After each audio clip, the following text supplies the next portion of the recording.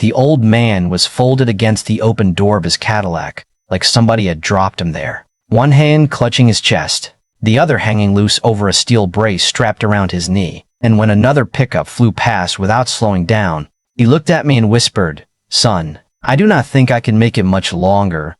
My name is Caleb Brooks. I was 19 years old. I had $6 in my pocket, my grandmother's heart medicine in a paper bag, and exactly one bottle of water left for the 3-mile walk home. So naturally, because I had apparently inherited every bad financial instinct and every good moral instinct in my family, I gave him the water. What happened after that brought a black limousine to our broken front porch before sunrise. But to understand why that mattered, you have to understand what life looked like before anybody important knew my name.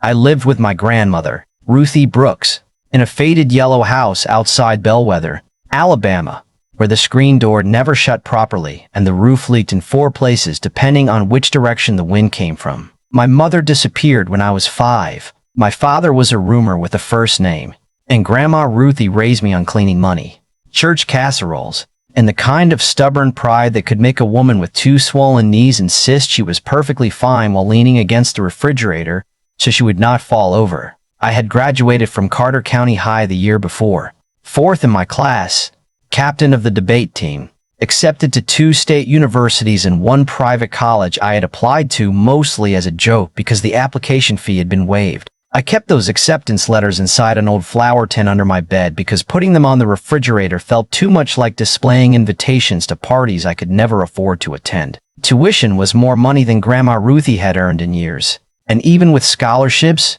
there were dorm fees, books, meals, transportation, and 100 little charges rich people called incidental because they had never watched $12 decide whether the lights stayed on. So I worked mornings unloading produce at Hanley's Market, evenings washing dishes at a barbecue place called Big Wade's, and whatever hours remained fixing lawn mowers, cleaning gutters, or hauling junk for neighbors who paid in wrinkled bills and sometimes peach cobbler. Every dollar had somewhere to go before it reached my hand. Grandma's prescriptions, property taxes, electricity, the ancient water heater that growled like it had a personal grievance against us. My friends from school posted photographs from dorm rooms and football games, smiling under campus banners while I scraped baked cheese from restaurant pans at midnight. I told myself I did not mind. That was a lie, but it was a useful one. Grandma Ruthie knew anyway. She always knew. One night she found me staring at a college brochure while my work shoes dried beside the stove. And she said, "Caleb, there is no shame in wanting a bigger life." I told her there was no shame in staying either. She nodded and said, "Staying because you choose to is one thing. Staying because the world convinced you that you cannot leave is another." That was Ruthie. She could turn a conversation about wet shoes into something you carried for 10 years. She also had one rule she repeated until it became part of my bones.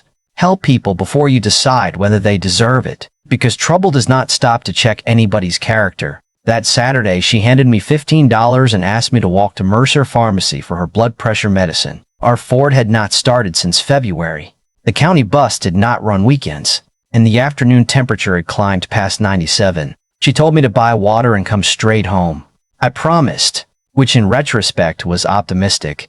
The walk to the pharmacy took nearly an hour along County Road 18, a 2-lane strip of asphalt bordered by soybean fields, drainage ditches, and enough red clay to stain shoes permanently. At Mercer's, the prescription cost $8.40.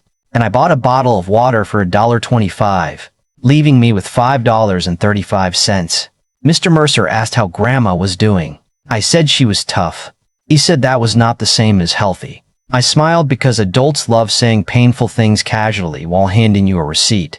On the way home, about 2 miles from town, I saw the Cadillac. It was dark blue, probably 15 years old, parked crooked on the shoulder with the hood raised. The old man sat sideways in the driver's seat, white hair plastered to his forehead, expensive loafers coated in dust. 4 cars passed while I watched. Nobody stopped. One driver actually moved farther toward the center line, as if kindness might be contagious. I approached slowly and asked whether he needed help. His name was Vernon Hale. His phone was dead. The engine had stopped, and the fuel gauge rested below empty. The nearest station was 4 miles east, not 3. And when I suggested he wait while I walked there, he stared at my worn sneakers and laughed once without humor. You would walk 8 miles for somebody you have never met. I told him I had walked farther for people who paid me less. He did not laugh at that. He tried to stand, but his braced knee buckled, and he collapsed back against the door, breathing hard. That was when I gave him my water. He drank slowly at first, then faster, and some color returned to his face. He asked whether I understood how dangerous the heat was. I said yes. He asked what I expected from him. I said nothing. That answer seemed to bother him more than if I had named a price. Before I left, a silver SUV pulled over behind us. A sharp-faced man in sunglasses stepped out, took one look at Vernon, then at me, and his expression hardened. Uncle Vernon, what are you doing out here with him? The word him landed exactly the way he intended. Vernon's face changed, not weak now, but cold. Grant, get back in your vehicle. The man ignored him and looked at me. Whatever story he told you, kid, walk away. My uncle attracts people who see an old man and smell money. I held up the empty water bottle. Right now, he smells more like heat stroke. Grant stepped closer, lowered his voice, and said, I know boys like you. Always one sad story away from asking for something. I had heard versions of that sentence my entire life, usually for men who believe suspicion counted as wisdom. I picked up Grandma's medicine and said, then you should be relieved, because I am not asking.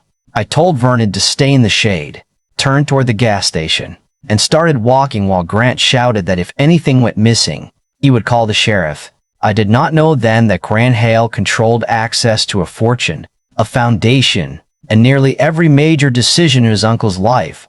I only knew an old man needed gas. My grandmother needed her medicine, and the road ahead looked hot enough to melt the soles off my shoes. The first mile nearly cooked the anger out of me, which was probably a good thing, because anger in that kind of heat burns twice as fast as everything else. I kept hearing Grant Hale's voice behind me. Boys like you. As if he had known me long enough to sort my whole life into one ugly little sentence. And for a while I imagined turning around, walking back, and telling him exactly where he could put his sunglasses and his assumptions. But Grandma Ruthie had spent 19 years teaching me that dignity was something you carried, not something another person handed you. So I kept my eyes on the road and walked. The pavement shimmered ahead of me, bending the horizon till the gas station sign looked like it was floating above the fields. And every few minutes a car passed close enough to throw hot wind and gravel against my legs. About halfway there, the sole of my right sneaker started separating at the toe, making a soft flapping sound with each step, like the shoe itself was complaining. I told it to get in line. My mouth went dry first, then my throat, and everything inside me seemed to tighten around the heat. I had given Vernon my water without thinking much about it, but my body was thinking about it now. My body had opinions. It wanted shade, cold air, and better decision-making. Instead, I gave it 4 more miles of Alabama asphalt. The station was a faded gulf on the edge of Bellwether, 2 pumps under a rusted awning, an ice freezer buzzing beside the door, and a handwritten sign in the window advertising boiled peanuts and night crawlers, which felt like a strange combination but probably made perfect sense to fishermen. I pushed through the door and nearly laughed when the air conditioning hit me. The woman behind the counter looked up from a crossword puzzle. Her name tag said Marlene, and she had silver hair piled on top of her head and reading glasses hanging from a beaded chain. "Honey," she said, "you look like somebody chased you here with a blowtorch." I told her about Vernon, the dead Cadillac, the knee brace, and the phone with no battery. She listened without interrupting, then pointed toward a row of red plastic gas cans near the freezer. The cheapest one cost $6.79. I had $5.35. That was the kind of moment poor people know well, when the difference between solving a problem and failing is an amount of money somebody else might lose between couch cushions. I counted the bills again, even though money does not multiply from embarrassment. Marlene watched me, then asked how far I had walked. 4 miles, I said. She looked through the front window at the white road trembling in the heat. "And you were walking back?" "Yes, ma'am." She closed her crossword puzzle, reached under the register, and pulled out a dented metal can with a wooden handle. "My husband used this for the mower before he passed," she said. "It leaks if you tip it sideways. So do not tip it sideways." She rang up 1 gallon of gas, took $4 from me, and pushed the remaining money back across the counter. I tried to argue. She raised one eyebrow. Young man, I have been running this place since before you had kneecaps. Do not ruin my generous moment. I thanked her, filled the can, and stood beneath the awning for half a minute gathering myself. That was when Grant's silver SUV rolled past the station heading west. He had left his uncle stranded and driven right by me. He slowed just enough for our eyes to meet through the tinted window, then accelerated. I remember that more clearly than almost anything else from that day, not because he refused to help me, but because of the satisfaction on his face. He wanted me to quit. Maybe he believed exhaustion would expose me as the kind of person he had already decided I was, somebody whose goodness disappeared as soon as it became inconvenient. So I tightened my hand around the wooden handle and started back. Carrying a gallon of gas 4 miles sounds simple, until you do it in 97-degree heat with no water and a shoe coming apart. The can pulled at my shoulder, the handle rubbed a raw strip across my palm, and gasoline fumes followed me like a bad memory. I switched hands every 50 steps, then every 30. Then, whenever my fingers went numb, a mile from the Cadillac, black spots appeared at the edges of my vision. I stopped beside a drainage ditch, crouched low, and breathed until the road became one road again instead of 3. For a few dangerous seconds, I thought about sitting there until evening. Vernon had his nephew now. Grant had a vehicle, a phone, probably enough money to summon a helicopter if he wanted one. The old man was no longer alone. I had done enough. That would have been a reasonable thought. And reasonable thoughts can be very persuasive when you are exhausted. Then I remembered the way Vernon's knee folded when he tried to stand, and the promise I had made before Grant arrived. I had not promised to help only if everybody involved treated me kindly. I had said I would come back. So I stood up. When the Cadillac finally appeared in the distance, Grant was leaning against his SUV with his arms folded, while Vernon remained seated in the shade of the open driver's door. Neither man spoke as I approached. Vernon looked relieved. Grant looked irritated, which told me he had probably spent the last hour explaining why I would never return. You made it, Vernon said. Told you I would. I set down Grandma's medicine, opened the fuel door, and started pouring. Grant stepped forward immediately. Hold on, where did you get that can? Gas station. Did you steal it? I looked at him, sweat running off my chin. No. He took out his phone and aimed it at me. I am recording this. State your full name. Vernon's voice cut through the heat. Put the phone away, Grant. I am protecting you. From gasoline. From strangers who manufacture emergencies and then expect rewards. I finished emptying the can, tightened the cap, and handed Vernon his keys. Grant moved between us. Before he starts that car, I want his pockets emptied. I thought I had misheard him. Vernon had not. His face went still. Explain yourself. Your watch is missing, Uncle Vernon. The gold one. I noticed when I arrived. I looked at Vernon's bare wrist. Then at Grant. I had never touched anything in that car except the water bottle, the fuel cap, and the passenger seat where I placed Grandma's medicine. Empty your pockets, Grant said. If you have nothing to hide, it should not be a problem. That sentence has been used to excuse a lot of humiliation. I felt my jaw tighten. But before I could answer, Vernon reached into the inside pocket of his wrinkled shirt and pulled out a gold wristwatch. I removed it because the band was burning my skin, he said. Grant's mouth opened, then closed. Vernon held the watch up between 2 fingers. Would you like Caleb to empty his pockets anyway? Or has the performance ended? Grant glanced at me with pure resentment, as if the watch had betrayed him personally. He muttered that he was only being cautious. No, Vernon said quietly. You were being cruel because you thought cruelty would look like caution if you spoke confidently enough. The silence after that was heavy. Grant turned away, but not before I saw something flash behind his expression. Embarrassment first, then anger, and beneath both of them a fear I did not understand. Vernon started the Cadillac. The engine coughed, rattled, then caught. He sat with both hands on the steering wheel for a moment, eyes closed, listening to it idle. When he looked at me again, there was moisture in his eyes. He took out a thick leather wallet and offered me $500. I actually laughed because the number seemed ridiculous. $500 could have repaired our water heater. It could have covered Grandma's medicine for months. It could have paid the overdue portion of our property tax bill that Ruthie thought I did not know about. I wanted that money. Let me be honest about that. Refusing it was not easy, noble, or effortless. I could already see every place it needed to go. but accepting it felt like allowing Grant to rewrite what had happened, turning 8 miles of road into a service I had performed for a wealthy customer.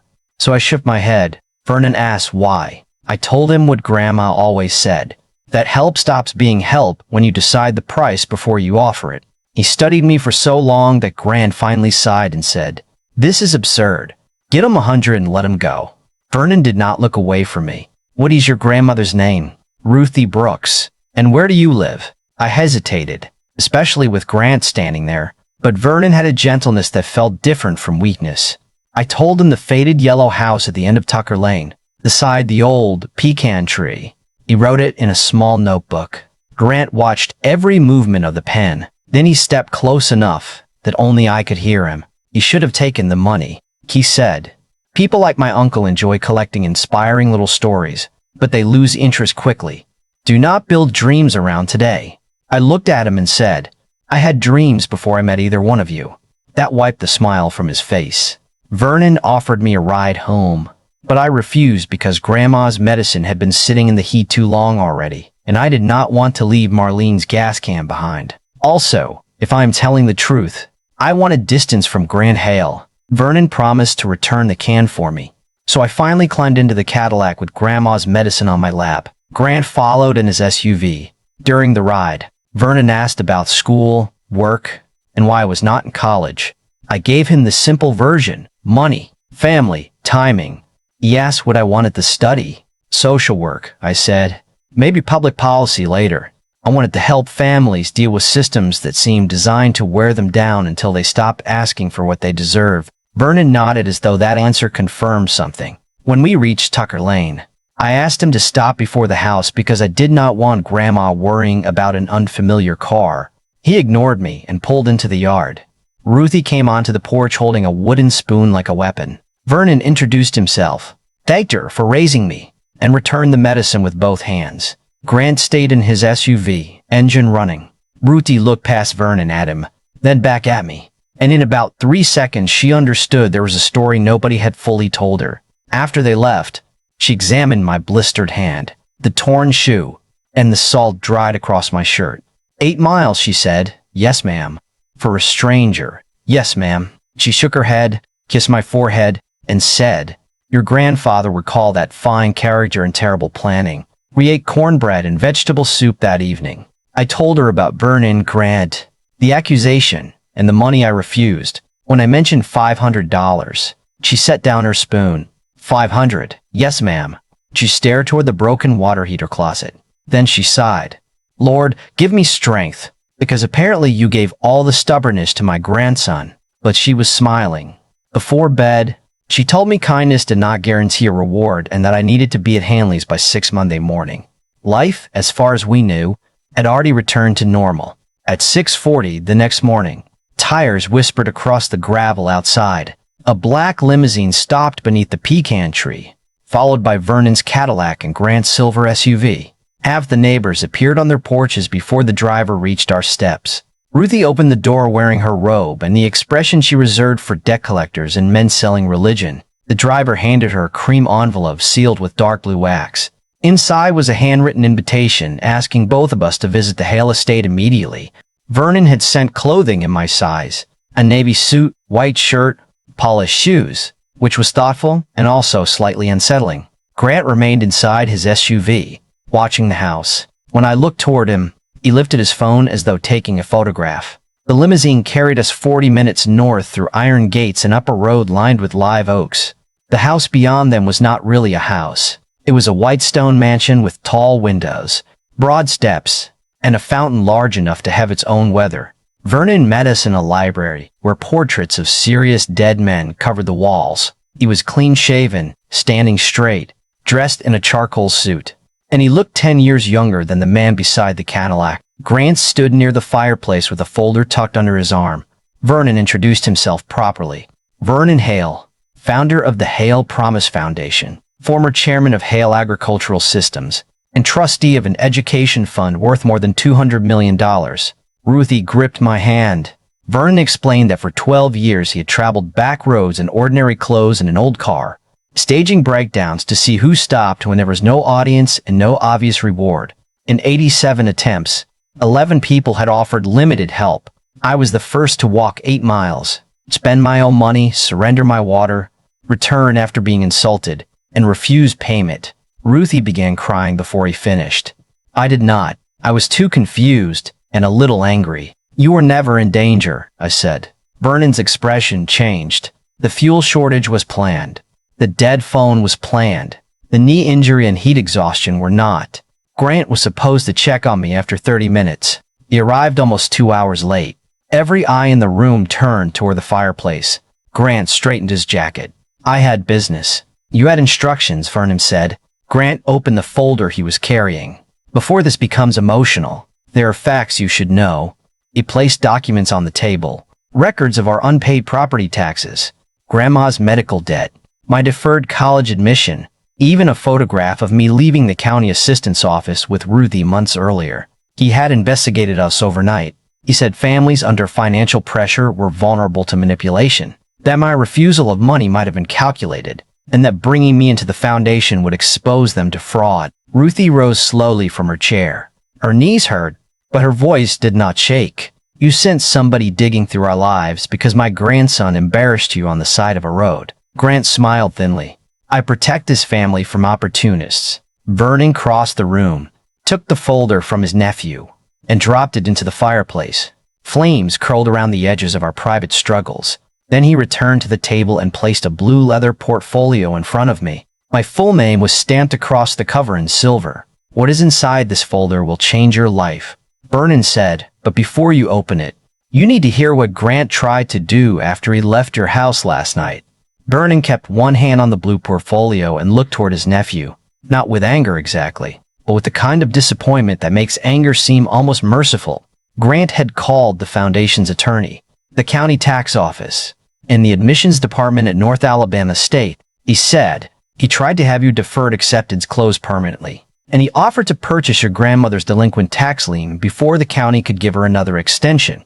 Ruthie's hand tightened around mine. For a second, I could not understand the words because they were too ugly to fit together. Grant had not simply investigated us. He had tried to take my future in our home before breakfast. I looked across the room at him and asked why. He adjusted his cuffs, pretending calm, but a vein had started beating beside his temple. Because my uncle is sentimental, he said. He sees one dramatic gesture and decides a stranger has more character than the people who've protected his legacy for decades. Protected it, Vernon repeated. Is that what you call leaving me beside a highway for 2 hours? Grant's face hardened.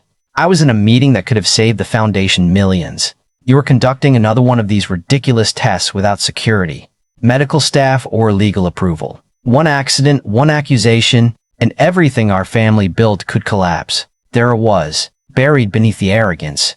Something almost understandable. Grant was afraid. Afraid Vernon would die.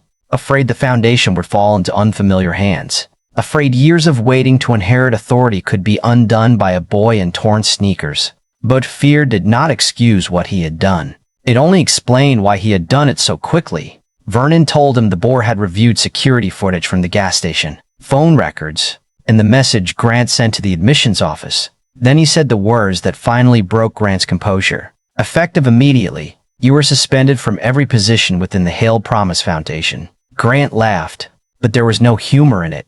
You cannot remove me over this. I am your family. Vernon stood straighter. Family is not immunity from consequence. Grant pointed at me.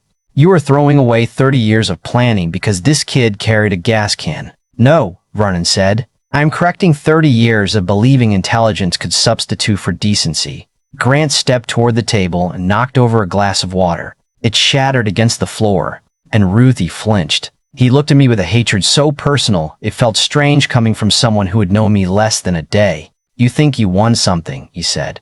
You think rich people invite you into rooms like this because they suddenly see you as equal. They do not. You are a story he can tell at dinners, a photograph for brochures, the poor boy with good manners who makes wealthy donors feel human. His words found the exact insecurity I had been trying not to name. I looked at the mansion, the portraits, the polished furniture, then down at the suit someone else had purchased for me. Maybe he was right about part of it. Maybe Vernon needed a story. Maybe foundations turn pain into publicity all the time. I looked at Vernon and asked the only question that mattered. If nobody ever hears about what I did, does your offer change? He answered without hesitation. No. Then no press release, I said. No photograph of me beside the broken Cadillac. No fundraising video. No speeches about rescuing some poor kid from Tucker Lane.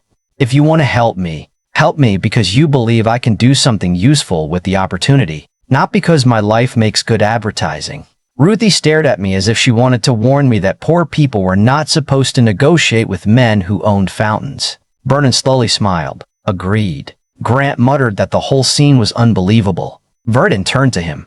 The driver will take you home. You will surrender your office keys before you leave. Grant stood frozen, stripped of the confidence he had worn like armor. Then he walked past me and leaned close. This will not last, he whispered. Men like Vernon get bored.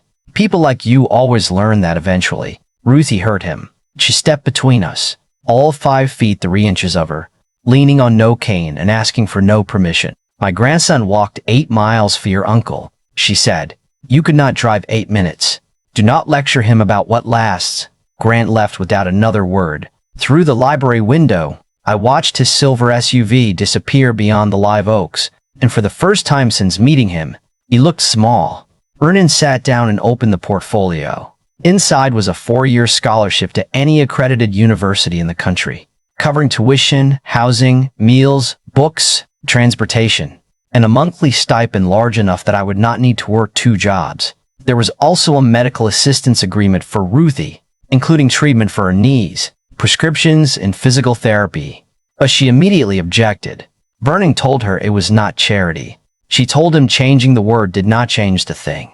They argued politely for 5 minutes until I realized I was watching 2 of the most stubborn people in Alabama discover each other. Finally, Ruthie agreed on one condition, that the foundation fund a mobile health clinic serving 3 rural counties, not just her. Vernon laughed and said he now understood where I got it from. Then he showed us the final document. The foundation had purchased the abandoned textile warehouse near Tucker Lane and planned to convert it into a youth center with classrooms, a computer lab, a kitchen, legal aid offices, and evening transportation for students whose families had no cars. Vernon wanted Ruthie to advise the project. She said she had no degree. He said she had raised me, which appeared to be qualification enough. I signed the scholarship papers with a hand that would not stop shaking. 4 years later, I crossed the stage at North Alabama State with a degree in social work and public administration. Ruthie sat in the front row after 2 successful knee surgeries, clapping so loudly the dean glanced toward her twice.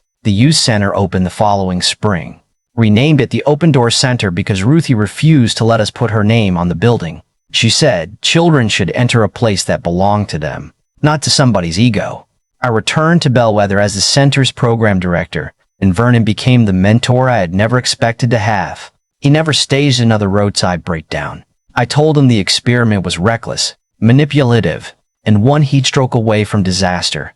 He admitted I was right, though it took him nearly a year to use those exact words.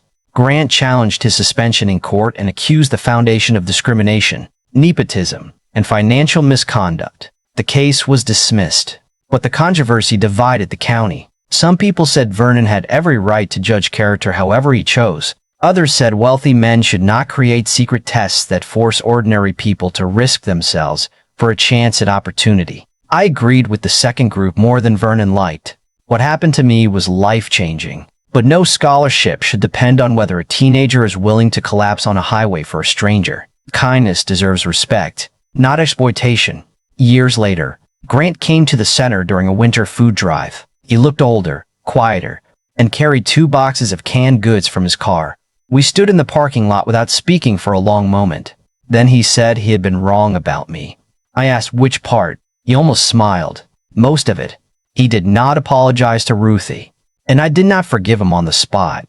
Life rarely wraps itself up that neatly. But I took the boxes, and he stayed for 3 hours packing groceries beside people he once would not have looked at twice. Maybe he had changed. Maybe he was trying to repair his reputation. Maybe motives are never as pure as we want them to be. I still think about that whenever somebody tells this story like it is a simple lesson about kindness bringing rewards. I did not carry that gas because I expected a limousine. Marlene did not lend me her husband's can because she expected recognition. Ruthie did not raise me with decency because she thought a millionaire might be watching. We did those things because another person needed help. The reward was extraordinary, but it was never the point. So, tell me what you think. Was Vernon's secret test a meaningful way to find genuine character? Or was it a dangerous game played by a wealthy man who could afford the consequences? Did Grant deserve to lose everything? Or was he protecting his family in the worst possible way? And if you had been walking that road with $5, one bottle of water, and someone waiting for medicine at home, would you have stopped? Leave your honest answer in the comments, because the easy response is yes, but the truth usually begins when helping somebody costs more than we plan to give.